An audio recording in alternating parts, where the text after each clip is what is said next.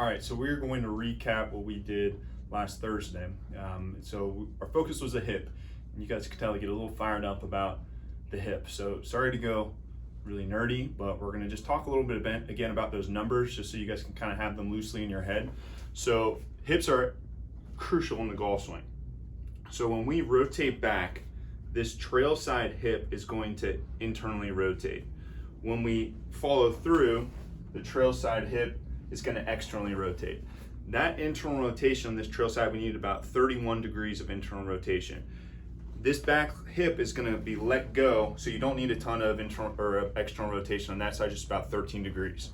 On the lead hip, we need 43 degrees of internal rotation as well as external rotation. So whatever your lead hip, for everyone right now, it's your left hip, is very important to make sure you can keep and maintain your internal and external rotation. Internal rotation here, external rotation of that lead hip there, okay? So we went through one exercise as well as we've got a couple of exercises in our dynamic warm-up, but I just want to review that movement. So we're going to get in a 90-90 position, okay? So we're first going to be stretching our trail hip into external rotation. So what we're going to do, you're going to try to square your chest up with that leg. Your hands are going to be out here in front of you, okay? You're going to try to stay nice and tall, and you're going to slightly lean forward until you get a big stretch in the back of your hip, okay? Some of us might have to just come to here and get that stretch. Other of us might have to go a little bit more forward. But what I want you to feel like you're doing is like you're pushing your butt bone straight backwards, okay? That's just going to intensify the stretch. Once we get here, we're going to hold this stretch for about 30 seconds to a minute. You could hold it as long as 2 minutes. Okay, I didn't talk about this in our course, but I want to show you just one additional wrinkle that we can add into this. So once we stretch this for about 1 minute, at about 10% strength, you're going to start pushing this foot down into the ground or the table. You'll feel that hip really start to activate. So we're going to hold that 10%, slowly ramping up to about 50% over another 30 seconds.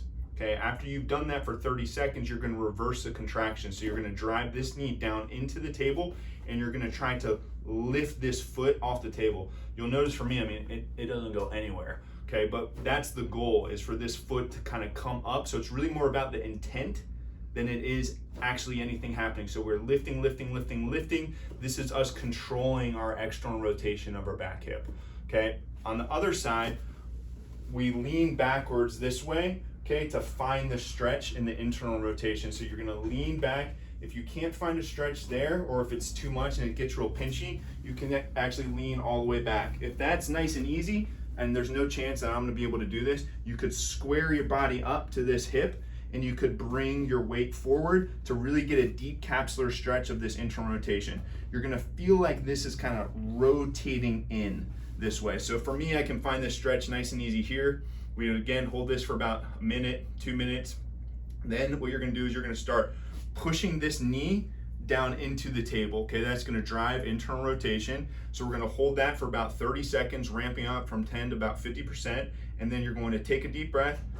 You're gonna try to lift that foot higher, okay? So you're trying to gain more active internal rotation. You don't have to do, these are called pale rails, these contract and then activate cycles. You can just live in that stretch position, but these are great exercises to both create more mobility as well as control of your hips. So to switch it, we would just switch sides like that and repeat the same thing.